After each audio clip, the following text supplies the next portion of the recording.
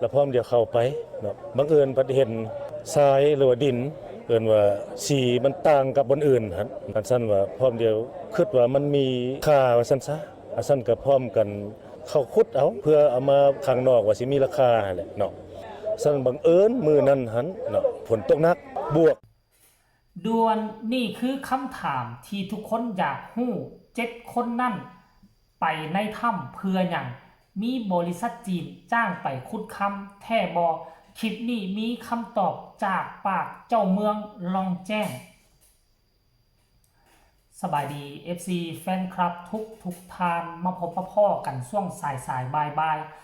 ยังจะมาทุกคนยังจะมาพาทุกคนไปติดตามเนาะเหตุการณ์คนติดในถ้ำ7คนกู้ภัยไทยลาวฟินแลนด์รวมถึงมาเลมาถึงจุดนี้10 มื้อพากันตั้งใจ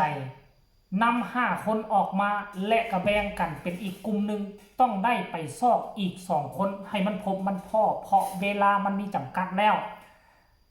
เนาะเริ่ม50ถ้าหากว่ากาย 3-4 มื้อไปบ่แน่ใจว่า2 คนนั้นยังจะมีชีวิตอยู่หรือบ่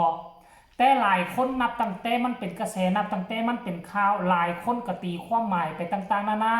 ว่าบริษัทจีนให้กรรมกรคนลาวมือละ150 บาทเข้าไปสำรวจกฎกาคือบ่แม่นมูลความจริงแต่อย่างใด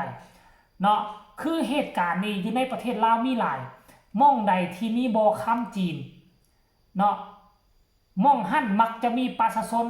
ลักษณะแบบนี้แหละลอยเข้าไปขุดขอกขุดคำบอนใดมีถ้ำก็เข้าไปขุดในถ้ำบอนใดบ่มีถ้ำแล้วก็เป็นใส่จกใส่เสียมนี่ไปขุดเป็นอุโมงค์ฮูไปเอาดินถล่มถมเทกันหลายม่องหลายที่เต็มวุ่นอยู่ทุกมือนี่หากบ่เป็นข่าวเนาะ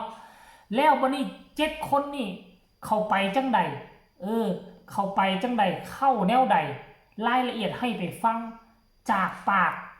เนาะจากปากของเจ้าเมืองล่องแจ้งแล้วจังมาพ้อกันในช่วงต่อไปเพิ่นจะเว้าละเอียดยิบอยู่ในหั่นเนาะ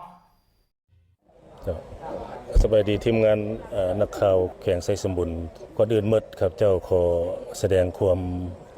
ขอบใจบรรดาการนำภาครัฐแต่ศูนย์กลางฮอดท้องถิ่นบรรดาบริษัทห้างห้านผู้ประกอบการพ่อแม่ประชาชนทั้งภายในและต่างประเทศที่มาช่วยเหลือการค้นหาจำนวนประชาชนที่ติดธรรมในครั้งนี้ข้าพเจ้าได้นามเลขาพรรคเมืองสีนำเป็นงานหอบด้านอันซันเหตุการณ์ครั้งนี้เรียนว่าภาครัฐพวกเราก็บ่ลดละอันซันในเบื้องต้นแห่งจูงใจของพ่อแม่ประชาชนเธออิงใส่ประชาชนอยู่ในชนบทแล้วสอกมาหากินตามธรรมชาติในมื้อวันที่20พฤษภาคม2026นี้ได้มีพ่อแม่ประชาชนจำนวน8 คนไปซอกหาอยู่หากินตามธรรมชาติซั่นบางก็ได้ลงมาจากอยู่ในขอบเขตหูถ้ำหินอยู่ระหว่างกลางบัดปัดไซกับบัดนภาใหญ่มาแล้วบังเอิญมาเห็นหูถ้ำนี้เนาะเป็นหูเข้าไปเป็นถ้ำก็คิดว่าจะมีสัตว์ป่าหรือว่าโดยเฉพาะมันเจียและเนาะว่าชนลาวเคยทำมาหากินว่าเห็นในถ้ำแล้วพร้อมเดี๋ยวเข้าไปเนาะบังเอิญประเห็นทรายหรือว่าดินเอิ้นว่าสีมันต่างกับบนอื่นหั่นอันซั่นว่าพร้อมเดียวคิดว่ามันมีค่าว่าซั่นซะอันซั่นก็พร้อมกันเข้าขุดเอาเพื่อเอามาข้างนอกว่าสิมีราคาหั่นแหละเนาะซั่นบังเอิญมื้อนั้นหั่นเนาะฝนตกหนักบวกใส่พื้นที่ของบริเวณถ้ำนี้เอิ้นว่าเป็นบ่อนต่ำอันซั่นเวลาฝนตกน้ำมันจะไหลโฮมเข้ามาอยู่จุดนี้เนาะจะลงหูนี่ดังกล่าวน้ำก็จะได้ไหลทะลุเข้าไปถมบริเวณปากถ้ำอันซั่นแล้วแม่นว่าผู้ที่8ว่าซั่นซะผู้ที่รอดออกมาได้แต่ว่าได้เข้าบ่เลิกปานใดจังสามารถรอดชีวิตออกมาได้แล้วจึงได้มารายงานทางพ่อแม่ประชาชน2 บ้าน3 บ้านนี้ทางคณะพรรคคณะบ้านทางตะแสงจึงได้รายงานขึ้นฮอดคณะพรรคเมืองของเฮาเนาะเบื้องต้นก็แม่นห้องเลขาพรรคแขวงประธานคณะกรรมการปกครองแขวงลงมาชี้นำช่วย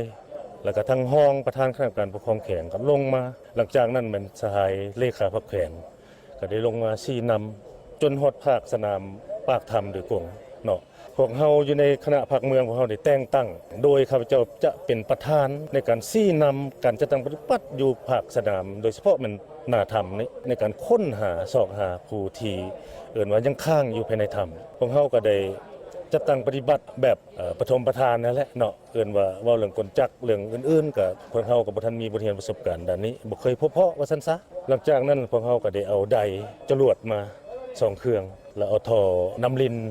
น้ำประปานี่มาแล้วก็เอาท่อกู้ยืมจากไฟฟ้านี่มาแล้วก็พากันโดดออกในการจัดตั้งปฏิบัตินั้นก็เห็นว่ามีอุปสรรคยุ่งยากหลายอันเป็นต้นหนึ่งแล้วมันเส้นทางเขามาหาบนจุดเกิดเหตุเนี่ยมันว่าบ่มีเส้นทางนั่นแหละว่าเบิดก็ได้ให้ประชาชนนี่ทางป่าย่างมาก็บ่ไกลมันประมาณกิโลปลายแต่ว่าเส้นทางมันยุ่งยากกระดานเนาะอันที่สองสัญญาณอินเทอร์เน็ตบ่มีเนาะการติดต่อสื่อสารบ่ได้สิลำเลียงเครื่องอันใดก็อย่าต้องอาศัยพวกนี้ต่อมาแล้วก็มันบวกใส่อันที่3นั่นมันดินฟ้าอากาศช่วงระยะนั้นมันฝนตกหนักเองใส่ภัยธรรมชาติที่ว่าฝนตกหนักหันพวกเฮาก็บ่สามารถจะตั้งปฏิบัติสำเร็จคันสั้นพวกเฮาก็ได้ขอทิศชี้นำกันน้ำแข็งก็ขอทิศชี้นำคณะพักคณะนำขันศูนย์กลางคันสั้นพวกเฮาจึงได้เฮ็ดหนังสือเสนอหาผู้ที่มีบทเรียนประสบการณ์เพื่อเขามาช่วยพวกเฮาทั้งภายในและต่างประเทศอยู่ในนี้เฮาบ่ทันได้แถลงข่าวในการจัดตั้งปฏิบัติตัวจริงเพราะว่ายุ่งยากหลายอันพวกเฮาก็ขอโทษนำสังคมที่บ่ทันได้แถลงข่าวให้รับทราบก็ย้อนว่ายุ่งยากหลายอันเห็นบ่ FC ทั้งฝั่งลาวฝั่งไทยหลายคนก็จะไขข้อข้องใจหลายคนก็จะเข้าใจแล้วคำถามที่ตั้งไว้ตั้งแต่มือแรกมือทับอิฐที่เป็นข่าวมามือนี้ก็ได้มาตอบแล้วท่านผู้ชมมาตอบแล้วซึ่งค่อยก็อยู่ทั้งแขวงหลวงพระบางก็ได้ยินข่าวเกี่ยวกับเรื่องประชาชนเนาะไปลอยขุดคำนี่โดยเฉพาะใกล้กับบ่อคำดังแห่งหนึ่งประชาชนแถวนั้นนะอุ้ยเฮือนหลังใดหลังบักใหญ่ๆแต่บ่ได้ไปเฮ็ดเวียกอยู่บ่อคำเลยเนาะเขาเจ้าพากันร่วมโตกันกลุ่มละ20คน30คนในทางหลวงพระบางก็มีหลายเข้าไปขึ้นเทิงภูพุ่นน่ะจ่ออุโมงค์เข้าไปเจ้าหน้าที่ก็เข้าไปปราบปรามทุกมื้อนี้คือเจ้าหน้าที่กับเจ้าสั่งปราบปรามหลายได้แล้วนี่นะก็คือมันผิดกฎหมายผิดกฎระเบียบภัยที่จะขุดค้นเอาทรัพย์สมบัติในดินมาลิ้นแร่แปรธาตุเอาไปขายนี่ต้องได้ขออนุญาตไหมขออนุญาตแต่อันนี้ข้าเจ้าไปก็คือว่าไปหาอยู่หากินไปพบถ้ำว่าซันซาตามที่เจ้าเมืองเพิ่นว่าแล้วก็ไปพบสิไปซอกหาจงหาเจียข้างข่าวนั่นนะเข้าไปแล้วสุภัทรว่าไปเจอห้องโถงใหญ่ไปเห็นทรายระยิบระยับสีที่มันต่างจากทรายอยู่ทั้งข้างนอกก็คิดว่ามันต้องมีคำก็เล